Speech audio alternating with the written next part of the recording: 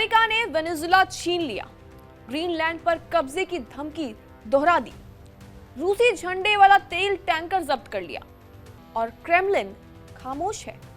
वो रूस जो सत्ता परिवर्तन के खिलाफ सबसे ऊंची आवाज उठाता रहा, वो पुतिन जो पश्चिम को आंख दिखाने के लिए जाने जाते हैं, आज चुप क्यों है? क्या ये चुप्पी डर है या फिर किसी बहुत बड़ी डील का हिस्सा? बताएंगे आपको आज की इस वीडियो में कि क्यों इतना सब होने के बावजूद रूस जैसा पावरफुल देश चुप है। क्या ये सब किसी खुफिया डील का हिस्सा है या फिर पुतिन के दिमाग में कुछ और ही पकड़ा है? नमस्कार, स्वागत है आपका जी न्यूज के इस डिजिटल प्लेटफॉर्म पर और मैं हूं आपके साथ कनिष्का मिश्रा।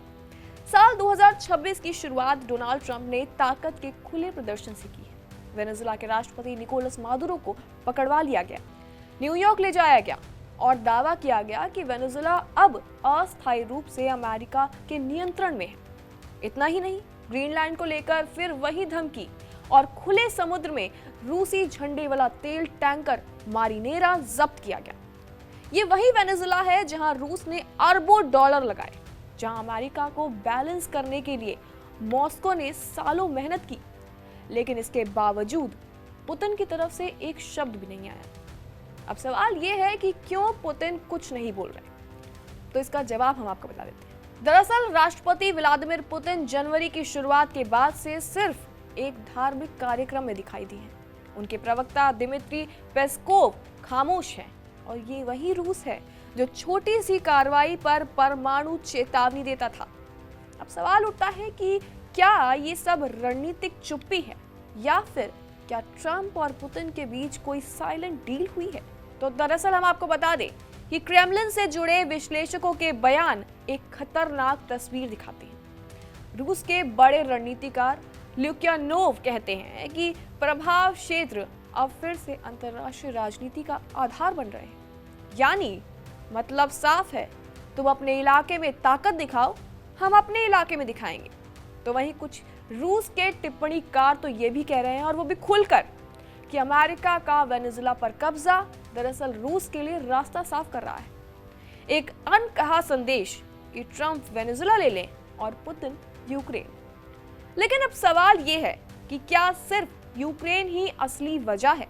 तो दरअसल आपको बता दें, कुछ एक्सपर्ट्स का मानना है कि पुतिन इस वक्त ट्रंप को नाराज करने का जोखिम नहीं ले सकते, क्योंकि पुतिन के सामने वेनेजुएला नहीं, यूक्रेन सबसे बड़ा मुद्दा है।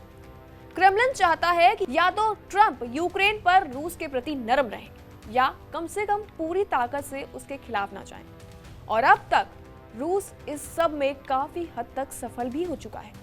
इसी बीच आपको बता दें कि रूसी झंडे वाले टैंकर की जब्ती पर भी रूस ने सिर्फ इतना कहा, क्रू को सुरक्षित वापस भेजा जाए।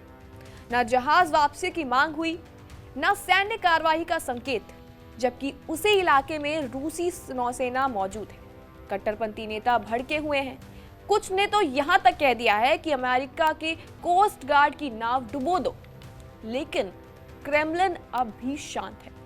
तो ऐसे हालातों से एक तस्वीर साफ होती जा रही है। ये चुप्पी कमजोरी नहीं है, ये सौदेबाजी की तस्वीर है। एक तरफ ट्रंप का शक्ति प्रदर्शन, दूसरी तरफ पुतिन की रणनीतिक खामोशी, और बीच में दुनिया पूछ रही है कि क्या महाशक्तियों ने दुनिया को फिर से अपने अपने प्रभाव क्षेत्रों में बांट लिया है? और अगर ऐसा है तो आने वाले वक्त में कई देश सिर्फ मोहरे बनकर रह जाएंगे। क्या लगता है आपको? इस खबर के बारे में कमेंट सेक्शन में अपनी राय जरूर दें और तमाम खबरों के लिए बने रहें जी न्यूज के साथ।